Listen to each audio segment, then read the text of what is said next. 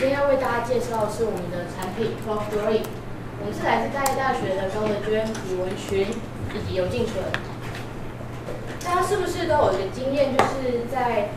生活中会遇到玻璃窗起雾的时候呢？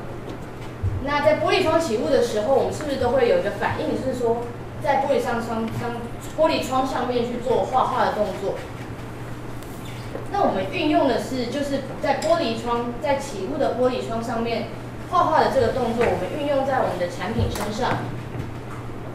让儿童能够在游戏之中去发挥自己的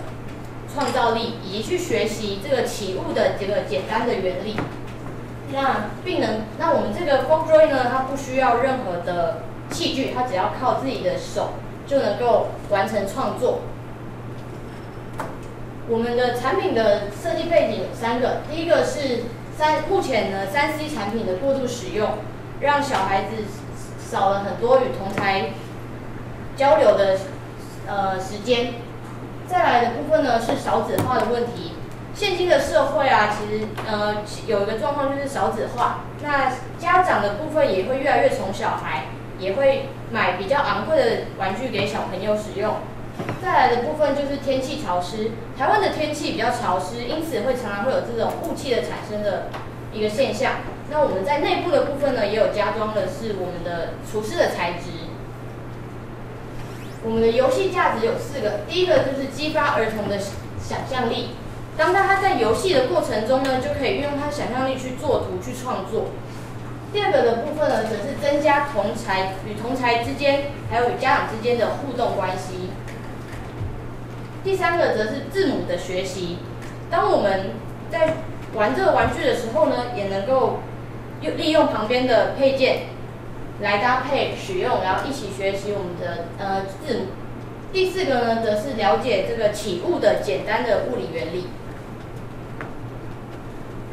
Block Drawing 它是一个儿童玩具，它的操作方式就是，当按下还原开关的时候呢，因为按下还原开关的时候呢，它里面便会起雾，因为它里面的有一个叫做水玻璃的除湿材质，它需要经过加热的还原，来让它能够还原到还可以继续除湿的状态。那也因为这个还原的机构呢，能够促使雾气的产生。当还原机构按下去的时候，内部的温度会提升。那也因此，它整个物体的温度升高之后呢，我们再按下起雾的按钮之后，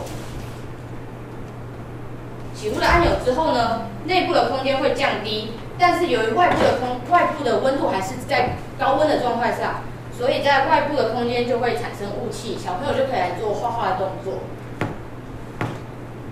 那我们也可以搭配它的周边的一个配件，像是字母的学习板。字母的学习板只要像这样子压在它的雾面的表面上，它就会留下字母的痕迹。那小朋友呢，就可以跟着这个雾气的轨迹来学习。平常不用字母学习板的时候呢，小朋友也可以很自在的去在表面上做创作、做画画。那我们 Block Drawing 呢，它就是为了让儿童能够达到学习以及同乐的作用而产生的一个除湿及游戏性的产品。